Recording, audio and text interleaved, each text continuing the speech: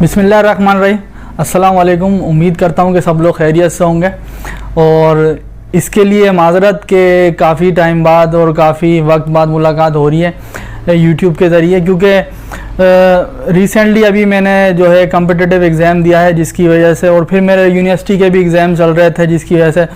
YouTube के लिए और वीडियो के लिए टाइम नहीं मिल रहा था। तो इसी वजह से आज वीडियो बनाने के लिए, और उसका मकसद सिर्फ यही था कि जो मेरा एक्सपीरियंस रहा है थ्रू आउट ये कम्पिटिटिव एग्ज़ाम के अंदर और जो मैंने अपना यूनिवर्सिटी के एग्ज़ाम दिए हैं इसके हवाले से, तो क्यों ना इसको शेयर किया जा सके, क्योंकि इल्म तो यही है कि जो है बांटने से बढ़ता है। तो इंशाल्लाह कोशिश करता हूँ कि आपके सामने जो है CSS के हवाले से, क्योंकि ये काफ़ी इम्पोर्टेंट एग्ज़ाम्स हैं, और फिर मैं इसमें जो आगे आपको फर्दर इसकी डिटेल भी बताऊंगा, और इसमें जो मैंने क्वेश्चन कुछ रेस किए हैं उसके हवाले से भी इंशाल्लाह आपको जो एक आम इंसान के लिए होता है कि वो किस तरह से अपेयर हो और क्यों CSS करे। तो पहले तो मैं बता देता हूँ मेरा एक्सपीरियंस कैसा रहा। एक्सपीरियंस किसी भी चीज़ के लिए फर्स्ट एक्सपीरियंस इंसान का अच्छा होता है, उसको सीखने के लिए काफ़ी चीज़ें उसको सीखने को मिलती हैं। लेकिन मैंने पहले भी PMS का एग्ज़ाम जो कि सिंध पब्लिक सर्विस कमीशन के थ्रू PCS हुआ था, वो भी मैं दे चुका था 2018 में, और उसको भी यानी कि मैं एक पेपर में फ़ेल हो चुका था। और फिर इसके बाद मैंने थोड़ा गैप दिया क्योंकि मैंने अपनी प्रिपरेशन करना थी, तो फिर मैं 2021 के यानी कि 2021 के एग्ज़ाम CSS में अपेयर हुआ। अच्छा, ये ऐसा एग्ज़ाम्स हैं कि दुनिया भर से वो जो पाकिस्तानी जो हमारा डायस्पोरा है, जो पाकिस्तान दुनिया में कहीं पर भी रहता है, वो भी इस एग्ज़ाम्स में अपेयर हुए थे। तो इसमें काफ़ी एक दूसरे से सीखने को मिलता है, तो एक्सपीरियंस अच्छा था। इसमें काफ़ी एक प्रेस्टीजियस एक एग्ज़ाम्स हैं, पाकिस्तान में सबसे बड़ा एग्ज़ाम CSS है। और मेरी राय ये है कि जो भी एजुकेशन से रिलेटेड जो हमारे स्टूडेंट्स हैं, एस्पायरेंट्स हैं, उनको भी मैं यानी कि एक सजेस्ट भी करूँगा और एक मशवरा भी मेरा ये दूंगा कि उनको ज़रूर CSS के लिए जो है अपेयर होना चाहिए, क्योंकि इसमें बहुत सारी चीज़ें हैं जो आपको नई सीखने को मिलती हैं। और अगर आप एजुकेशन फील्ड से रिलेटेड हैं और तालीम हासिल कर रहे हैं तो आपको ज़रूर CSS एग्ज़ाम देना चाहिए। वीडियो शायद लंबी भी हो जाए, लेकिन ये जो मैंने कुछ क्वेश्चन लिखे हैं जो CSS के हवाले से हर स्टूडेंट के लिए इम्पोर्टेंट है, उसको नो हाउ कि भाई ये क्या एग्ज़ाम्स हैं और किस लिए होता है, क्या क्या इसके बेनिफिट्स हैं, तो मैं एक एक करके आपके सामने सारे सवाल रखने की कोशिश करता हूँ, और इंशाल्लाह आपको ज़रूर उसको जो है सीखने का मौका मिलेगा और इंशाल्लाह आप अपेयर भी होंगे। मेरा पहला सवाल जो है कि भाई इसका क्राइटेरिया क्या है, यानी कि जो भी एक 14 ईयर एजुकेशन हासिल कर चुका है, चाहे वो यूनिवर्सिटी से हो, कॉलेज साइड से हो, उसके लिए सिर्फ यही ग्रेजुएशन जो है ना रिक्वायर्ड है, यानी कि आपकी जो कम से कम तालीम है वो एक 14 ईयर एजुकेशन हो, तो आप इसमें अपेयर हो सकते हैं। अच्छा, इसके अलावा एग्ज़ाम का क्राइटेरिया क्या है? एग्ज़ाम का क्राइटेरिया एक तो ग्रेजुएशन बेस पर हो और आपकी सेकंड डिवीज़न हो, यानी कि 50% आपने मार्क्स लिए हों, तो आप इसमें अपेयर्स हो सकते हैं। और पाकिस्तान के किसी भी शहर, किसी भी सूबे से आपका ताल्लुक़ हो, तो आप CSS में जो है उस कोटे के जो उसमें दिया गया है उस क्राइटेरिया में वो आप बैठ सकते हैं या एग्ज़ाम दे सकते हैं। अच्छा, तीसरा सवाल ये है मेरा जो इसमें मैंने लिखा है कि बेनिफिट्स क्या है। इसके बेनिफिट्स बहुत सारे हैं, कुछ हो सकता है मैं मिस भी कर दूं, कुछ मेरे जहन में भी हैं। वो ये है कि ये एक तो पाकिस्तान का सबसे बड़ा एग्ज़ाम है। पाकिस्तान के जो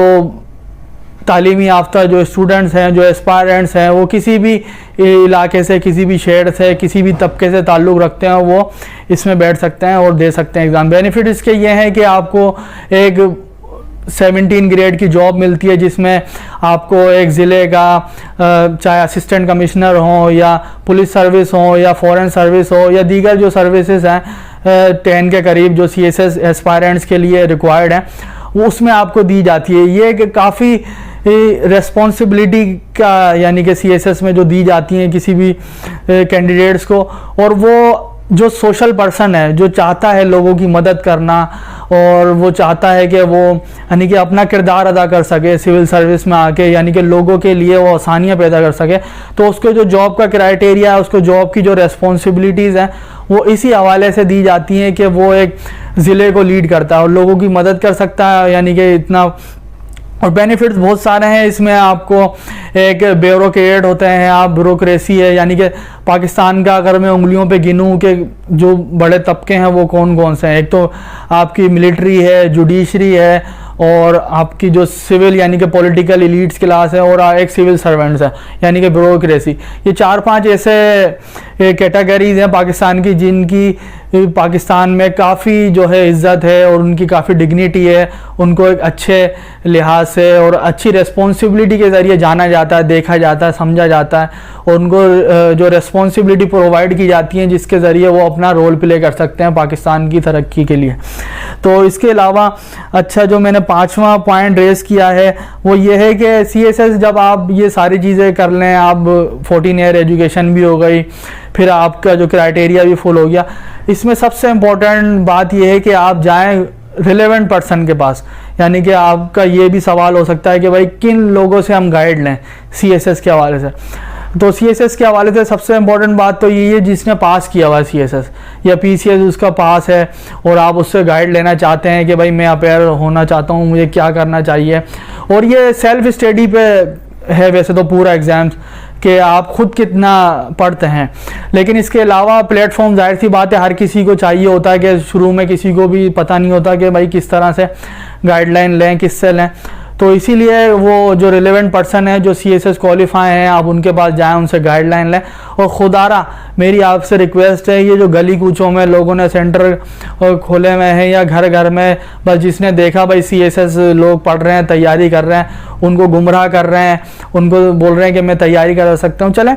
पास होना तो दूर की बात, उन्होंने कभी CSS में बैठा ही नहीं है वो बंदा या वो जो शख्स या जो भी है जो तैयारी करा रहा है, वो बोल रहा है मैं CSS की तैयारी करा दूंगा। ये यकीन जानिए वो आपके है वो से खेल रहा है और आपको ये बहुत बाद में पता चलेगा। शुरू में तो जाहिर सी बात है आपको पता ही नहीं होगा कि ये। तो खुदारा आपको चाहिए कि ऐसे लोगों से परहेज़ करें, ऐसे लोगों से बचने की कोशिश करें। ये बिल्कुल भी आपको तैयारी तो दूर की बात है, ये आपको बेसिक चीज़ें भी नहीं बता सकते CSS के हवाले से, क्योंकि जो शख्स ग्राउंड में गया ही नहीं वो कैसे बता सकता है कि पिच कैसी है, ग्राउंड कैसा है, बाउंड्री कितनी बड़ी है, कितने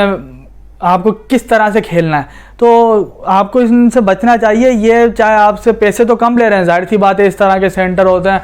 1000, 1500, 2000 रुपये फ़ीस होती है, लेकिन वो आपका पूरा कैरियर तबाह कर सकते हैं वो, क्योंकि आपकी जो थिंकिंग है वो पूरी उसकी आइडियोलॉजी अपना लेगी जो भी शख्स आपकी तैयारी करा रहा है। तो आपने इनसे बचना है, उन लोगों को पास जाना है जो रिलेवेंट हों, चाहे फेल हुए हों, पास होने वाले ज़्यादा बेहतर हैं फेल होने की निस्बत। तो ये है। अच्छा, इसके अलावा जो है मेरा 5वां सवाल ये है कि जो आपकी क्रिटिकल थिंकिंग है, यानी कि आपकी जो सोचने की सलाहियत है, इसका बड़ा फुकदान है हमारे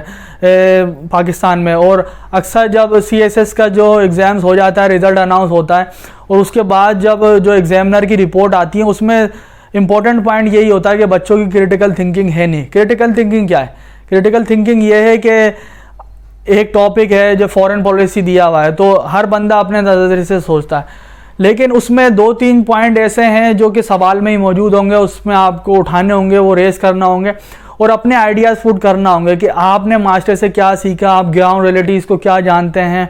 आप किस तरह से फॉरेन पॉलिसी को सही कर सकते हैं। ये एक मैंने एग्जांपल दिया और सवाल कुछ भी हो सकता है। क्रिटिकल थिंकिंग यही होती है कि इंसान एक टॉपिक को कितने नज़रिए से देख सकता है, कितने उसने क्या एक्सपीरियंस है, वो किस तरह से यानी कि लोगों से सोशल उसका इंटरेक्ट है जिसके ज़रिए वो CSS दे सकता है। तो ये आपकी क्रिटिकल थिंकिंग को बढ़ाता है। और इस सबसे इम्पॉर्टेंट बात इस पूरे टॉपिक में CSS के हवाले से वो ये है कि अगर आप CSS की तैयारी करते हैं, आप चाहे MPhil कर लें, चाहे आप PhD कर लें और आप किसी भी एग्ज़ाम में अपेयर हो जाएं, कॉम्पिटिटिव एग्ज़ाम पाकिस्तान का जो फेडरल पब्लिक सर्विस कमीशन के होते हैं, पंजाब पब्लिक सर्विस कमीशन के हैं, सिंध के हैं, बलूचिस्तान के हैं, खैबर पख्तूनख्वा के हैं, कोई सा भी एग्ज़ाम्स हो वो आपके लिए फिर मुश्किल नहीं होगा, वो आपके लिए आसान होगा, क्योंकि CSS सबसे बड़ा एग्ज़ाम है पाकिस्तान का। इसके अलावा अगर आप उसकी तैयारी कर लेंगे, भले आप फेल हो जाएं, लेकिन आपका जो यानी कि आपकी जो प्रिपरेशन है वो एक अच्छी हो जाएगी, जिसकी वजह से आपके लिए कोई भी एग्ज़ाम पास करना मुश्किल नहीं होगा। अच्छा,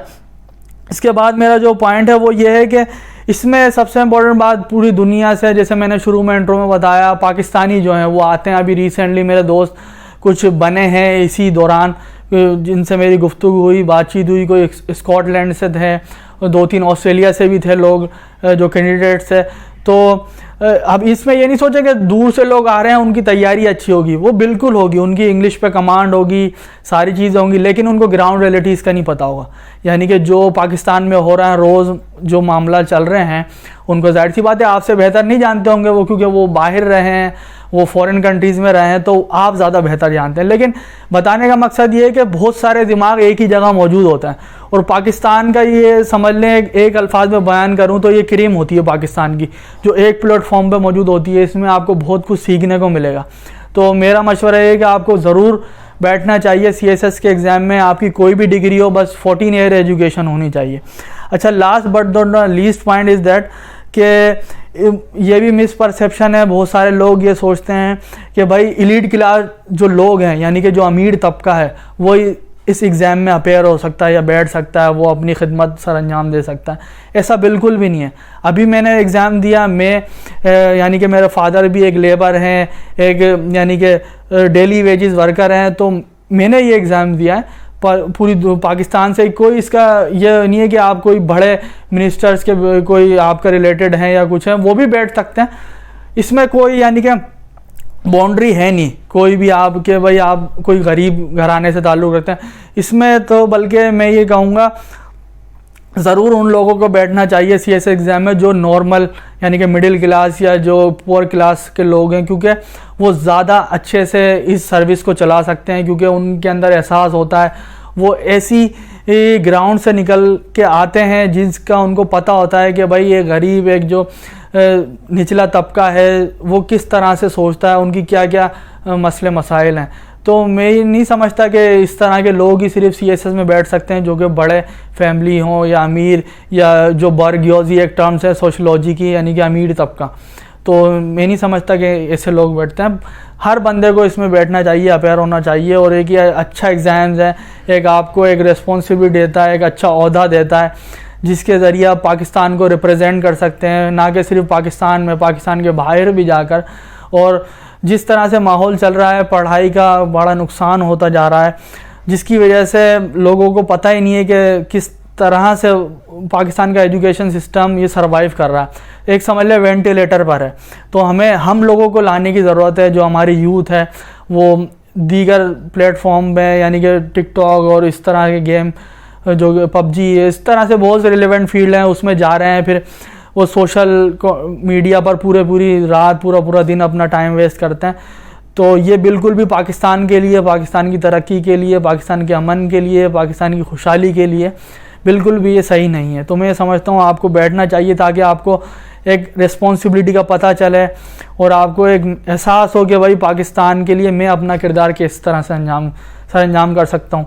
तो आई होप कि आपको काफ़ी बातें समझ आई होंगी, और अगर आपके कोई क्वेश्चन है तो आप कमेंट्स में पूछ सकते हैं। मैं कोशिश करूँगा कि उनको रेज़ करूँ और आपको बता सकूँ कि CSS क्या है। आखिर में पाकिस्तान